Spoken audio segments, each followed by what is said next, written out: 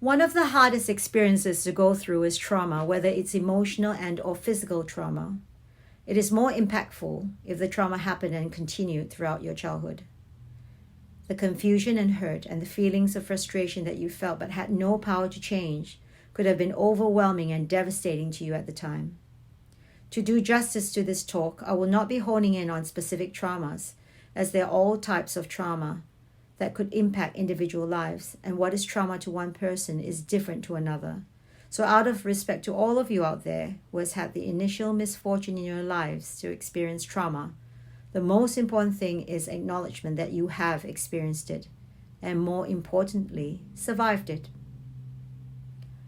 Personally, I too am a trauma survivor and have experienced it in my younger years and periodically throughout my life. I now own it.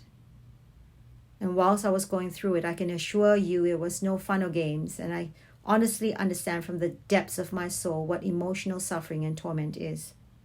I was lucky and determined enough to learn how to transform my life through my traumatic lived experiences.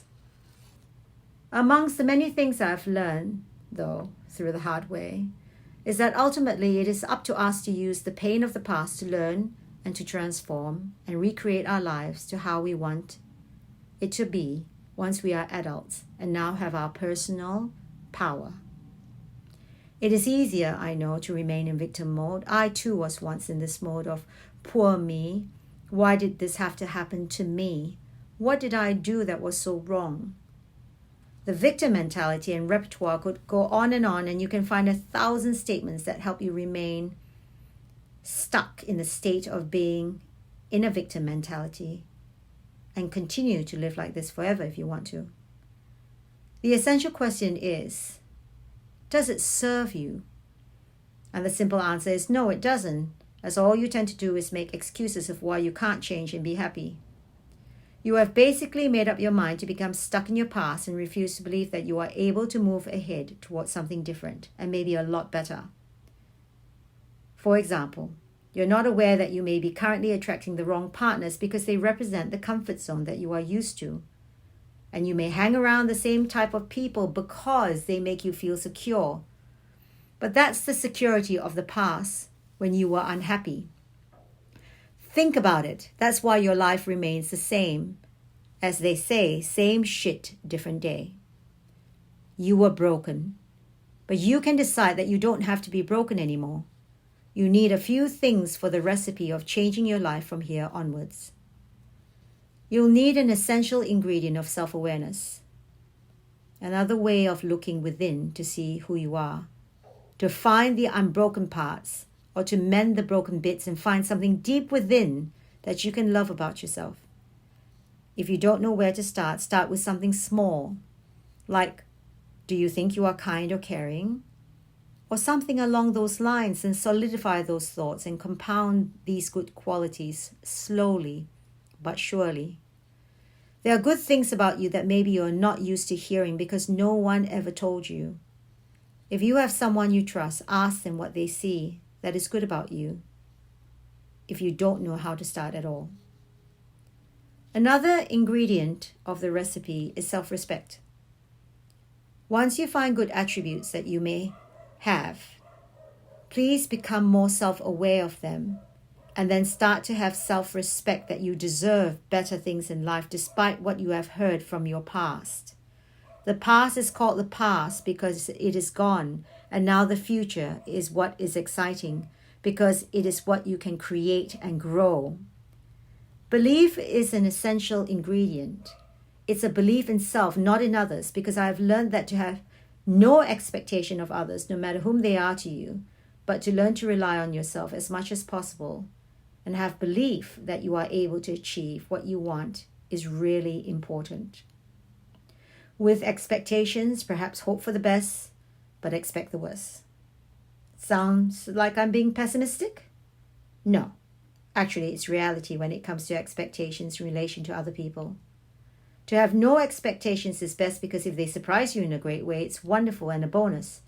But if they don't rise up to what you were expecting, then you won't be disappointed. You just need to trust me in this one.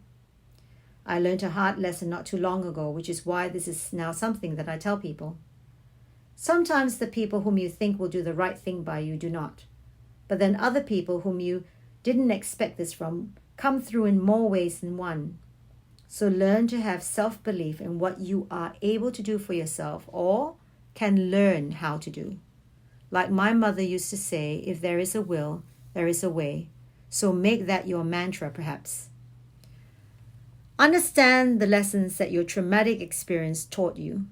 There are always lessons once the pain is gone and the healing has begun.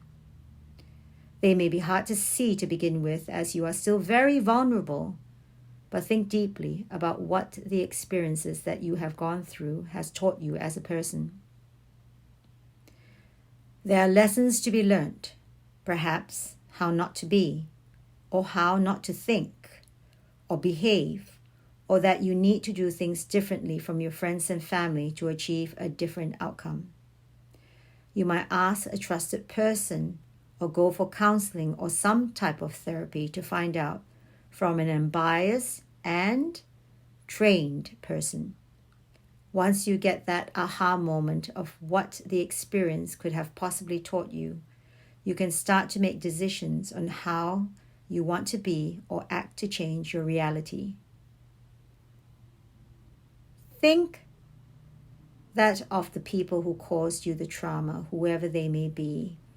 And I'm not saying to be Mother Teresa and forgive and forget, but trust me when I tell you that they are actually the best teachers that you could have had. They taught you about the harsh realities of life, and they taught you most of all how to be and not to be and to endure. Through their harsh teachings and horrible treatment of you, you can still be wounded and hurt, but learn to slowly rise up like a phoenix and perhaps find that you will become even stronger than if you have never experienced the pain that they gave you. True empowerment is facing your truth and coming out of it being emotionally stronger than you have ever been. And once you can reach the point of thanking them, then you will be truly empowered enough to become anything that you want to be. Most of the truly successful people have gone through great adversity to become the great beings that they are today, and they tend to give back and share whatever they create to help others. The final essential ingredient is self-love and acceptance that you are truly unique and that you have endured pain and gone through trauma and that you are still alive and kicking, though sometimes maybe barely, but you are here. And on that note, you can still fight the demons of your past and have the strength to move towards your desired goals, but in a better way this time. So don't give up. You may have been in the darkest places that you've ever known, but if you can wake up and realize what you are capable of creating, then what you've been through may have been a blessing in disguise, as it has built resilience and tenacity and courage and true determination in you to change. If you have given up, then you've lost every possibility of success coming your way. I'm not talking to you with no realization of what true pain is.